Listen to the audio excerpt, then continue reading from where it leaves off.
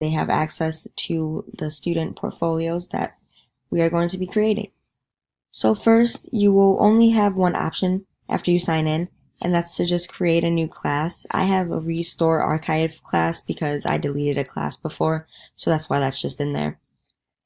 So once you go to create new class, you should come up to this screen. So I'm just going to type in biology. We'll do 6th period, 8th grade. Hit this little green check mark, and then your students are going to be able to sign in with an email address. If they are on shared devices, however, you can actually use a QR code, and they can just scan that and they'll be able to sign in. And then there you go. You just hit create your class and you should come up to this window to where it says journal. And then over here you can connect your students once you have some. And then they can actually just type in this class code and they'll have access to that.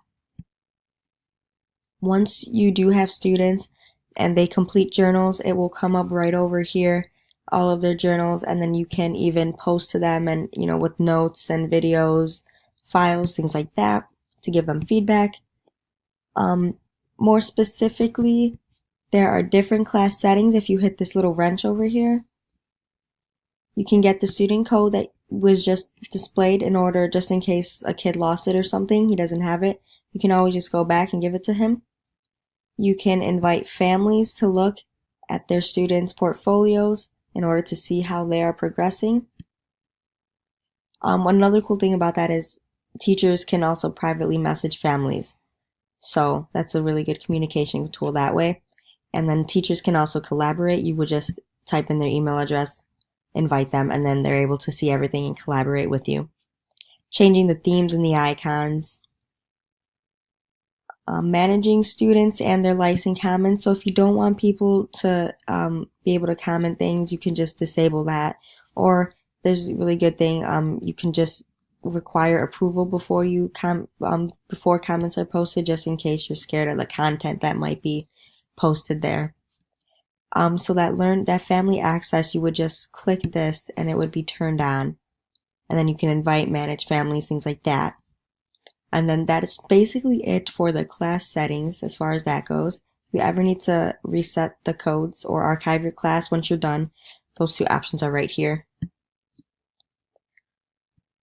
Now, getting into activities is probably going to be the last thing that we're going to be able to cover, if we can even finish it. So if you go up to this little green button right here, you can just hit share activities, and all of your activities, once created, will be found here in your activities tab. So share activity, and then based on your grade, they already have pre-made activities. So for example, we can just view this one about commensalism. And as you can see, this activity has a photo posted and then also just gives a brief breakdown of instructions on how to do this. And then also it gives recorded instructions, so that way in case your student is having a trouble maybe just reading the words or understanding exactly what you're trying to say, you can upload recorded instructions to kind of give some more clarity to that. Obviously, you're not going to use all of their activities in their library, so you're able to go right to the right-hand side up here and hit Create New. So for example, I'll just type in phagocytosis as my activity name, and then I want them to define phagocytosis. So I'm just going to type that in right here.